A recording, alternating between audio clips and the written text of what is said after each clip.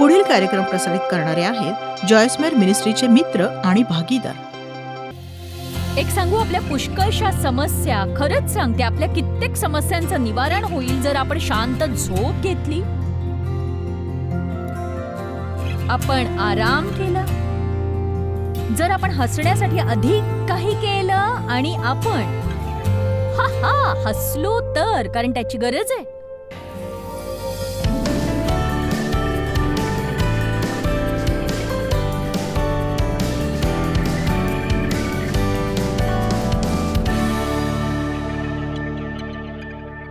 आज आपण स्वतःवर दया करण्याविषयी बोलणार आहोत. आपण संतुलनाविषयी बोलत होतो आणि गोष्टींचं संतुलन कसं बिघडू नये ही आपली इच्छा असते, म्हणून दुखावलेल्या इतरांवर आपण दया करण्याची गरज आहे. दया जी करुणा आहे, खरी धार्मिक दया जी करुणा असते, जी दुसऱ्या कुठल्या तरी दुखावलेल्या व्यक्तीच्या प्रती आपल्या मनात असते. बायबल सांगतं येशूला स्पर्श करते सहानुभूती, दया आणि करुणाही, आणि मग तो जाऊन लोकांना मदत करतो. जर आपण इतरांकडे करुणेने पाहिलं आणि आपल्याकडे काय नाही यावरून लक्ष हटवलं तर आपण स्वतःवरच्या बाह्य गोष्टीऐवजी आतल्या गोष्टींवर अधिक लक्ष केंद्रित करायला लागू. गलतीकरास अध्याय 5 जिथून आपण सुरुवात करूया. आपल्याकडे त्या अनेक गोष्टींची यादी आहे ज्याला बायबल पाप म्हणतं. पाप 19व्या वचनापासून सुरुवात करूया. देहाची कर्मे तर उघड आहेत, तीही की जारकर्म, अशुद्धपणा, कामातुरपणा, मूर्तीपूजा, चेटके, वैर, कलह, मत्सर. बघा, मत्सर उदाहरणादाखल की ज्या बाबतीत आपण खरंच खूप काहीतरी करायला हवं आणि आपण ते करत नाही, आपण दुसऱ्यांचा मत्सर आणि हेवा करतच राहतो, ज्याला काही अर्थ नसतो खरं तर. राग, तट, फुटी, पक्षभेद, हेवा, दारूबाजी, रंगेलपणा. राग, तट, फुटी, पक्षभेद, हेवा, दारूबाजी, रंगेलपणा आणि अशा इतर गोष्टी, याविषयी जे मी पूर्वी सांगून ठेवले होते तेच आता सांगून ठेवतो की असे कर्मे करणाऱ्यांना देवाच्या राज्याचे वतन मिळणार नाही. बघा, जर कोणी घाबरलं याचा अर्थ असा नाही की जर तुम्ही चिडलात तर तुम्हाला स्वर्गात जाता येणार नाही. याचा अर्थ असा की तुम्ही त्या पापाच्या अधीन जाल तर मात्र नक्कीच कुठेतरी काहीतरी चुकतंय. परमेश्वराला स्वतःविषयीचं सत्य दाखवू द्या आणि मुक्त व्हा. विश्वासणाऱ्याने अशा पद्धतीने जगावं, हा तो मार्ग नव्हे. आणि अनेक वर्षांपूर्वी जेव्हा स्वतःवर दया करण्याविषयी परमेश्वर मला शिकवत होता आणि मी अभ्यास करत असलेल्या यादीपर्यंत आणलं, मला वाटलं स्वतःवर दया करणं हे यादीत नाही, आणि मग मला कळलं की नाही, कारण स्वतःवर दया म्हणजे मूर्तीपूजा होय. जेव्हा आपल्याला आपल्याबद्दलच वाईट वाटतं, आपण आतल्या बाजूला वळतो आणि स्वतःलाच पूजतो आणि सगळं काही माझ्याविषयीच, माझ्याविषयी, माझं संपूर्ण जग माझ्यातच सामावतं आणि मी स्वयंकेंद्री बनते. मी स्वतःचीच पूजा करते आणि याने परमेश्वर प्रसन्न होत नाही. आणि हे परमेश्वराला मुख्यतः याच कारणास्तव आवडत नाही, कारण ते आपल्यासाठी वाईट असतं. असा कुठलाच मार्ग नाही ज्यात आपण सतत स्वतःकडे लक्ष लावून आनंदी राहू शकू. किती जणांना सुखी राहायचंय, म्हणजे खरोखर सुखी, आनंदी. आमेन. बघा, सगळ्यांच्या इच्छेचं मूळ हे की आपण खरोखर आनंदी राहू शकतो, आपण जीवनाचा आनंद लुटू शकतो. आणि मी तुमच्याशी स्वतःची दया करत बसण्याविषयी बोलत नाहीये. इतकी खात्री करा आपण संतुलन राखू, कारण ते नेहमीच महत्वाचं आहे. बघा, कोणी असा विचार करू नये की मी म्हणते की तुम्ही कधीच दुःखी होणार नाही. निश्चितच जर तुम्हाला कोणी निराश केलं, कुणी दुखावलं किंवा कुणी तुमच्याशी अयोग्य वागलं तर बहुधा तुम्हाला दुःख होईलच. पण परमेश्वराने आपल्याला अशा गोष्टींशी लढा देऊन आपल्याला योग्यपणे वाट काढण्यास लागणारी सामग्री दिली आहे आणि त्यांना आपल्यावर ताबा मिळवू देऊ नका. जर समजा कोणी प्रियजन मरण पावलं तर दुःखाच्या प्रक्रियेतून पार जाणं ही साहजिक प्रतिक्रिया आहे. असं न झालं तर ते खरं तर बरं नाही, पण त्या दुःखाच्या आत्म्याला तुमच्या जीवनावर ताबा मिळवून तुम्ही इकडे असताना काही गमावलं म्हणून तुम्हाला आजीवन त्यातच अडकून राहाल असं होऊ देणं हे अयोग्य आहे, नक्कीच अयोग्य. तर एक सुदृढ पद्धत सांगायची तर आपल्याला आपल्या दुःख वेदना असूनही म्हणावं, माहितीये दुःख वेदना या येतात. म्हणूनच परमेश्वराने आपल्याला अश्रू दिली आहेत, केवळ स्वतःसाठी रडायला नव्हे तर इतर दुखावलेल्यांसाठी सुद्धा. पण जर ते आपणावर हावी होऊ दिलं तर ते स्वतःवर दया करणं बनतं. आपल्यापैकी कोणीही स्वतःवर दया करण्याचे व्यसनी बनूच शकतो आपण. आणि मग काय होतं की आपली प्रथम प्रतिक्रिया जेव्हा आपल्या इच्छेप्रमाणे घडत नाही ती ही की आपल्याबद्दल वाईट वाटतं. आणि जर असं असेल तर तुम्ही त्याबद्दल काहीतरी करायला हवं आणि ते पटकन करायला हवं. आणि जर तसं नसेल, तुमची समस्या इतकी मोठी नसेल तर बरंच आहे, पण काहींची समस्या असते आणि आपण हा संदेश ऐकण्याचीही गरज आहे. आणि या संदेशाने तुम्हाला अशा समस्येत अडकण्यापासून रोखलंही जाईल. किती जणांना सैतानाकडून कीव पार्टीचं आमंत्रण आहे सांगा मला? सांगायला वाईट वाटतं, पण आपण सगळे पुष्कळदा त्यात जातो. आशा करते आज आपण म्हणून धन्यवाद, मी तिथे आले होते, ते केलं, पण आता ते करू इच्छित नाहीये. आमेन. थोडंसं ओरडलात तर मला कळेल तुम्ही आहात.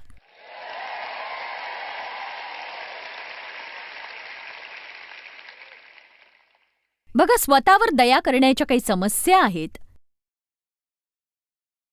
जेव्हा लोक आत वळून स्वतःचीच पूजा करतात, त्यांचे सगळे विचार स्वतःवरच केंद्रित असतात. त्यांचं संपूर्ण जग ते स्वतः बनतात. परमेश्वराने आपल्याला बाहेर पोहोचण्यास पाचारण केलंय, आत नाही. स्वतःवरच दया करणाऱ्या लोकांचं लक्ष केवळ स्वतःवर, त्यांच्या समस्येवर, दुर्भाग्यावर केंद्रित असतं. त्यांना काय करता येतं आणि इतरांसाठी काय करता येईल हे त्यांना कधीही दिसत नाही. आणि बघा, तुम्हाला असाही विचार करावासा वाटेल, सुखी राहण्याचा एकच मार्ग म्हणजे स्वतःवरून लक्ष काढून इतरांसाठी आशीर्वादित होणं. म्हणजे अगदी जसं मला खरंच नवल वाटतं की जर तुम्ही तुमचं आयुष्य स्वतःला आनंदी ठेवण्यात घालवलं तर तुम्ही कधीच सुखी होणार नाही.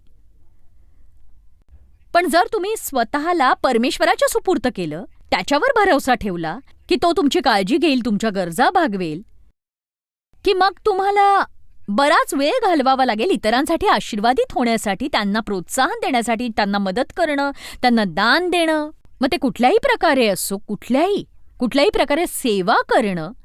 पण मग तुम्ही अधिक खुल्या मनाचे असाल, तुम्ही जगत असलेल्या प्रत्येक दिवशी तुम्ही अधिकाधिक सुखी व्हाल. यापेक्षा अधिक सुखी मी कधीच नसते जेव्हा मी ते करत असते जे मी आत्ता करते. मी सर्वाधिक सुखी असते, याहूनही समाधानी कधीच नसते, तृप्त कधीच नसते जेव्हा मी ते करते जे मी आत्ता करतेय. खरंच. पण मी कष्टही करते. पण मला माहिती आहे की मी लोकांना मदत करते. आणि जेव्हा तुम्ही लोकांना मदत करत असता तेव्हा परमेश्वर तुम्हाला तो आनंद देतो जो केवळ तोच देऊ शकतो. माझ्या आयुष्यात माझ्यासाठी काहीतरी फार अद्भुत आहे आणि या समजुतीपर्यंत पोहोचायला मी काही काळ प्रार्थना केली. तुम्हाला अशी अडचण होती का की काहीही केलं तरी तुम्ही स्वतःला मदत करू शकत नव्हतं? आता असं का की तुम्हाला अडचण असतानाही तुम्ही स्वतःला मदत करू शकत नाही, पण परमेश्वर तुम्हाला इतर कुणाला तरी मदत करण्यास अभिषिक्त करत असतो. पण जर तू मला इतर कुणाला मदत करू देतोस तर मग मलाच माझी मदत का करू देत नाहीस? कारण देवाची इच्छा नाही की मी स्वतः मदत करावी. देवाची इच्छा आहे की मी तुमची मदत करावी आणि मग मी तुमच्यात पेरणी करते आणि मग देव ते बीज घेऊन त्याचं पीक माझ्या जीवनात कुणाच्या तरी रूपाने आणतो, जो माझी सेवा करतो. आणि म्हणून मी तुमची सेवा करते, देव कुणाला तरी स्पर्श करतो आणि ते माझी सेवा करतात. आणि अशा प्रकारे परमेश्वर प्रत्येकाचा वापर करतो आणि आपल्या सगळ्यांना आनंद लाभतो. आणि मी होते तसे जर तुम्ही असाल तर तुम्ही स्वतःला सुखी ठेवण्यात पुष्कळ वर्ष वाया घालवली आहेत आणि आता बदलण्याची वेळ आलेली आहे. एक सांगू, आपण इतके घाबरतो की आपण जर मी स्वतःची काळजी घेतली नाही तर कोणीच माझी काळजी घेणार नाही. पण देव घेईल ना, देव घेईल. या पृथ्वीवरचा माणूस घेणार नाही, परमेश्वर घेईल. आणि तुम्हाला एक सांगू, जेव्हा आपण मनापासून देवाची सेवा करतो तो आपल्यासाठी आशीर्वादित ठरण्यासाठी कुणाच्या तरी द्वारे कार्य करतो. त्याला जगभर शोधावं लागलं तरी परवा नाही.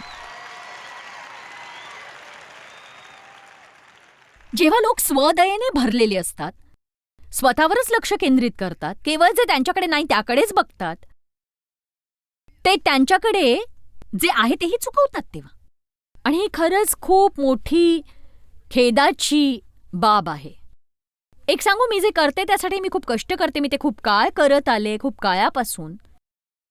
आणि खरं सांगायचं तर जरी मला ते आवडत असलं तरी असा काळ असतो की मला ते करायचा कंटाळा येतो. आणि त्याकरता ताबडतोब उपाय काय आहे सांगू, की तो हा की नुसतं स्वस्थ बसून देवाने मला दिलेल्या हजारोंच्या संख्येने असलेल्या लोकांमधले आणि त्यांच्या जीवनातले बदल पाहणं आणि त्यांना वचन सांगणं आणि त्यांच्यातला बदल पाहणं. आता एक सांगू, माझा हा थकवा अक्षरशः 2 सेकंदात निघून जातो जेव्हा मी या सगळ्याचा विचार योग्य पद्धतीने करते. एक सांगू, जेव्हा मी म्हणते की कधी कधी मी थकते, मला कंटाळा येतो, तुम्ही जे करता त्याचा कंटाळा येतोच कधीतरी. ही तुमच्यासाठी पहिली सभा असेल. लोक म्हणतात की मी अशा सभेला आधी कधीच गेले नाही. हो, पण मी अनेकदा गेले.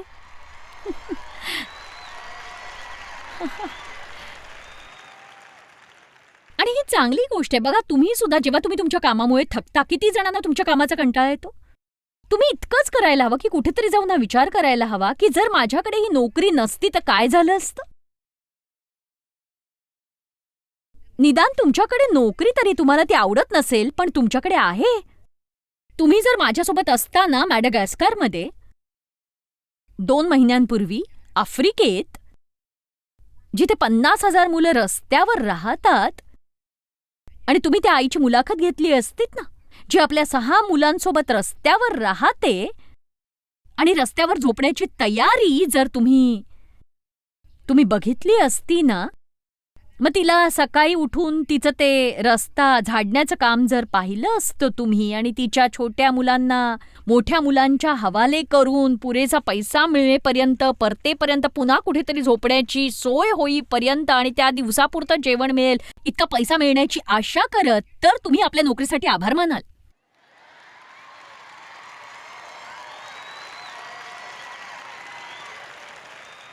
खरं सांगते, आपण कधीकधी मुद्दामून जास्त विचार करायला हवा. पण काय होतं, आपल्याकडे जे नाही त्याचाच विचार करण्यात आपला अधिक काळ निघून जातो. आणि आपण अमुकने किती थकलो, तमुकचं आपल्याला किती कंटाळा आलाय, पण बापरे, आपण किती आशीर्वादित आहोत हे बघा ना. आपण किती आशीर्वादित आहोत. किती आशीर्वादित, किती आशीर्वादित, किती आशीर्वादित. अरे बापरे.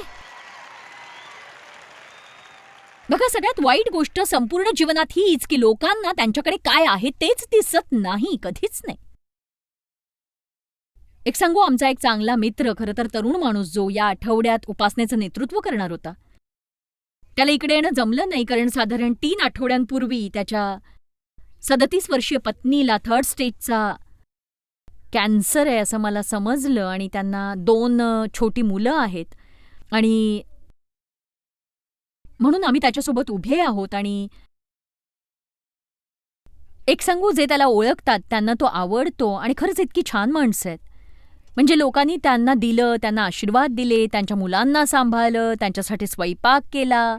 एका नव्या जागी गेले जिथे अजून नव्याने सुरुवात करायची, पण अजून काहीच झालं नाही, कारण जसा पैसा असेल तसं थोडं थोडं ते करणार होते. पण आता तिची परिस्थिती गंभीर आहे आणि तिला काय काय सहन करावं लागतंय हे सांगताही येत नाही. म्हणून लोक एकत्र आले आणि कोणी येऊन त्यांची फरशी पुसली, कोणी कपाटं रचली, कोणी अमुक लावलं, कोणी तमुक आणलं. आणि मी म्हणजे मी सांगते की इथेच ख्रिस्ती चमकतात. इथेच आपण ख्रिस्ताच्या एका मंडळीप्रमाणे वागतो. आणि त्याच्याशी बोलत असताना मी त्याला म्हटलं की आता ऐका, मी मुद्द्यावर येते. मी म्हटलं की वाईट परिस्थितीत असूनही तू एका उत्तम परिस्थितीत आहेस. माझी इच्छा आहे तुम्ही याचा विचार करावा. जरी तुम्ही एका भयंकर परिस्थितीत असाल तरी तुम्ही एकटे नाही आहात. देवाचं तुमच्यावर प्रेम आहे. इथे पृथ्वीवर नसल्यास तू कुठे जाणार आहे हे तुला माहिती आहे? तू आशेविना नाहीयेस. कितीही वेळ लागला तरीही तू आशा आशा बाळगून राहा. पूर्वी काहीही यशस्वी झालं नसेल तरी तुझं भविष्य महान असेल, कारण परमेश्वराला नव्या सुरुवातीची भारी आवड आहे. म्हणजे परमेश्वर हा नव्या गोष्टी करतच राहतो. मी कोणाच्या समस्येचं गांभीर्य नाही कमी करत, पण काय झालं असतं जर आपल्याला अडचणी असत्या आणि आपण ख्रिस्ताला ओळखत नसतो. म्हणूनच जरी आपल्या कल्पनेपेक्षाही भयंकर अडचणीत आपण असलो ना, तरीही आपण स्वतःशी संवाद साधू शकतो आणि आपण आठवण करून देऊ शकतो की अशा वाईट परिस्थितीत असूनही आपण एका उत्तम परिस्थितीत आहोतच. एक सांगू की मी माझ्या आयुष्याची कितीतरी वर्ष वाया वाया वाया वाया घालवली. मी भर देऊ इच्छिते, वाया घालवली या शब्दावर. स्वतःबद्दल वाईट वाटून घेण्यात माझे दिवस वाया घालवले मी. मला स्वतःबद्दल खूप वाईट वाटायचं कारण माझ्या वडिलांनी माझा लैंगिक छळ केला होता. मला माझ्यासाठी वाईट वाटायचं कारण माझ्या आईला ते माहीत होतं आणि तिने माझा बचाव नाही केला.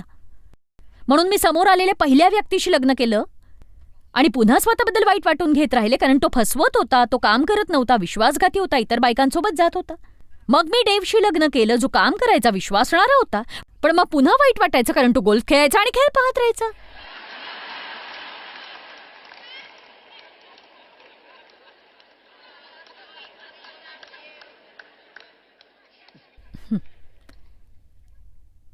जेव्हा डेव्हचं आणि माझं लग्न झालं, मी फुल टाईम नोकरी करायची. मला त्याचंही वाईट वाटायचं कारण मला खूप काम पडायचं. माझ्या पहिल्या लग्नातून मला एक मुलगा झाला होता ज्याचं नाव डेव्हिड होतं आणि डेव्हनी त्याला दत्तक घेतलं. मला त्याच्यासोबत घरात जास्त वेळ घालवायचा होता, म्हणून मी माझ्या कामाच्या वेळा कमी करून अर्ध्या दिवसाचं काम घेतलं आणि तरीही मी आनंदी नव्हते आणि म्हणून मी ते सोडून दिलं. आणि मग मला घरात जास्त वेळ मिळायचा, पण मग मला त्यातूनही वाईट वाटायचं कारण मी सतत घरात असायचे आणि डेव्ह सतत बाहेर लोकांसोबत फिरायचं. असं कोणी आहे का इथे? होती का अशी परिस्थिती कुणाची सांगा? शेवटी डेव्हला रोज कामाला जावं लागायचं, लोकांसोबत असावं लागायचं. मी घरी मुलांना सांभाळायचे कारण जसं सुरुवातीला मी म्हटलं मला तेच हवं होतं. आणि एक सांगू का, लग्नाच्या सुरुवातीच्या काही वर्षात डेव्हने मला सुखी ठेवण्याचा प्रयत्न केला, पण मग एके दिवशी त्याने हात वर केले. तो म्हणाला, एक सांगू, आता बस. याचा अर्थ तो माझ्यासमोर थकला असा नव्हता. तो म्हणाला, तुला सुखी जग असं सांगण्यात मी आयुष्य नाही घालवू शकत. तू सुखी राहा की नको राहू, मी तर सुखी राहणारच आहे बाबा.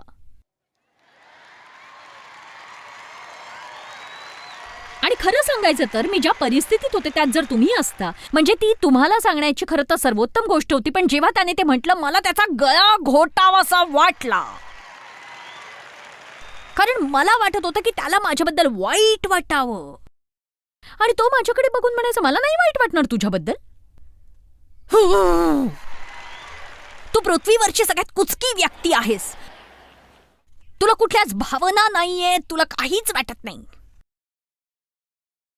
तो म्हणाला, मला तुझ्याबद्दल वाईट वाटणार नाही कारण त्याचा तुला काहीच फायदा होणार नाही.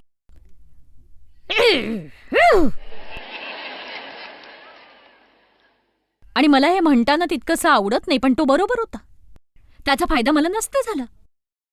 कारण जेव्हा तुमची समस्या ही स्वदया असते, दुसऱ्यांना तुमच्याबद्दल वाईट वाटून त्या समस्येत भरच पडत राहते.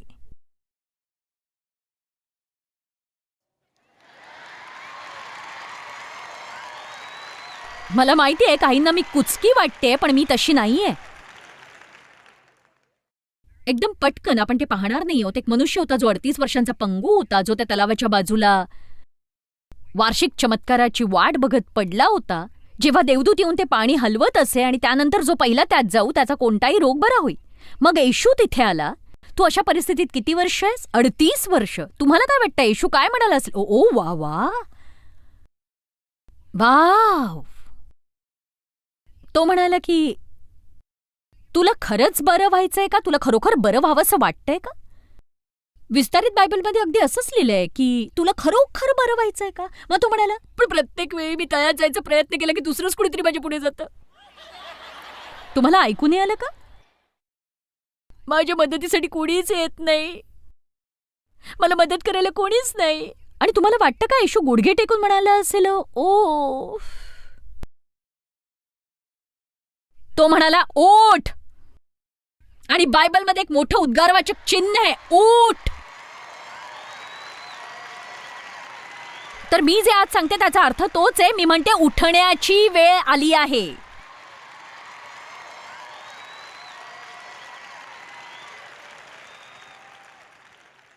कारण केवळ थकणं, कंटाळा, स्वदया यातून तुम्हाला काहीच प्राप्त होत नाही.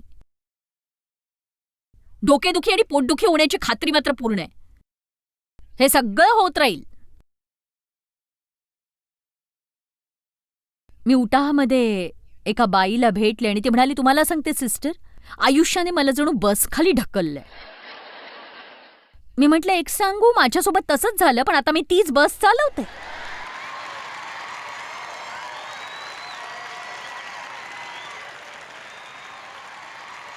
तुम्ही बस खाली पडून राहू शकता. तुम्ही पुढची 38 वर्ष तळ्याच्या बाजूला पडून राहू शकता. तुम्ही म्हणू शकता, बघा माझ्यासोबत आत्तापर्यंत काय झालं त्यातली पुष्कळशी चूक माझी नव्हती, बहुधा थोडीफार चूक माझी असेल, पण मी पुन्हा उलटी जगणार नाही. माझं एक भविष्य आहे. आता माझी उठण्याची वेळ आली आहे. स्वतःवरून लक्ष काढून देवाच्या कामावर लक्ष केंद्रित करेन.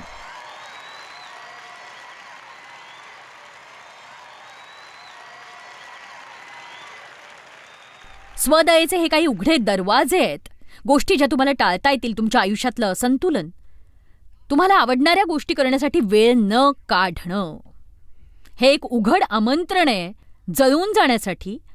आणि जळून जाणं म्हणजे स्वदयेच्या पार्टीचं खास आमंत्रण आहे. जेव्हा मी सभेवरून घरी जाते, मी शनिवारी रात्री आणि रविवारी मला आवडणाऱ्या काही गोष्टी सतत करते. ते काय असेल अद्याप मला माहीत नाही, पण मला आवडणारं मी काहीतरी खाईन. मला आनंद देणाऱ्या काही गोष्टी मी करीन. कारण तसं जर मी केलं नाही तर मग मंगळवारपर्यंत बहुधा मला स्वतःविषयी वाईट वाटायला लागेल, कारण सोमवारी मला कॅनडाला जायची तयारी करायची आहे. बघा, अति थकणं सुद्धा स्वतःवर दया करण्याचं आमंत्रण असतं. आणि तुम्हाला एक सांगू का, की याच वेळी मी सर्वाधिक मोहात पडते जेव्हा मी खूप थकलेली असते, जेव्हा मी पुरेसा आराम करत नाही. आणि कधी कधी माझ्यासाठी केवळ झोप हा आराम नसतो, तर शांतताही असते. मला हवी असते ती शांतता. मी इथे गुरुवारी पोहोचले आणि मी माझ्या खोलीत गेले. देव आणि मी एकमेकांवर प्रेम करतो, पण प्रवास करत असताना त्याची एक खोली असते, माझी एक खोली असते. एक सांगू, आम्ही एकाच जागी असतो, पण तुम्ही म्हणाल, देवला गोल्फ पाहायचा असतो, मला शांतता हवी असते, मला अभ्यास करायचा असतो, देवला गाणं गायला आवडतं. म्हणून शांतीत राहण्यासाठी जे करावं लागेल ते करा, नक्की करा. आमेन. पण घरात एकत्र राहा. अगदी तुम्ही विचारात पडला असाल नाही तर. तुम्हाला आमच्या झोपण्याच्या सवयीबद्दल सांगते. आम्ही एका घरात एकत्र राहतो. माझा इतका गोंधळ असतो, मी सांगते. ओ, ते इतकं सुंदर असतं. मी माझ्या जर्नलमध्ये सुद्धा लिहिलं, माझ्याकडे शांततेचे 2 तास असतात. असं वाटतं जणू सगळे बिखरलेले तुकडे एकत्र येतात आणि तुमच्या जीवनात ती शांतीची वेळ शोधा, जिथे आवाज नाहीये, लोक नाहीयेत, टेलिफोन नाहीये, रेडिओ नाहीये आणि टेलिव्हिजन सुद्धा नाहीये.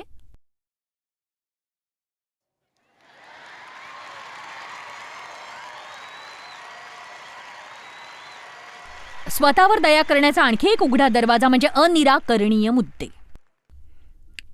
राग, भांडण, अपमान, वेदना. आणखी एक म्हणजे अयोग्य साधनांकडे आपल्या गरजा भागण्याची अपेक्षा करणं. आणि हा खरा उघडा दरवाजा आहे मोठ्या निराशेसाठी. आणि जर तुमच्यात भरपूर निराशेचा साठा असेल आणि जर तुम्ही दक्षता बाळगली नाही तर स्वतःवर दया कराल. जॉयस मायर मिनिस्ट्रीज करता तुम्ही खूप मौल्यवान आहात. आम्हाला तुमचं कौतुक आहे आणि जगभरामध्ये हे सेवा कार्य शक्य करण्याकरता आम्ही आमच्या मित्रांचे आणि पार्टनर्सचे आभारी आहोत. आम्ही एकत्रितपणे भुकेल्यांना खाऊ घालतो, गरिबांना वस्त्र देतो आणि राष्ट्रांना सुवार्ता सांगतो. तुमच्या प्रार्थनेच्या विनंती करता आमच्याविषयी आणखी माहिती मिळवा. जॉयसच्या कॉन्फरन्सच्या तारखा पहा आणि ख्रिस्ताची प्रीती जगभरामध्ये पसरवण्याकरता आमचे सहभागी व्हा.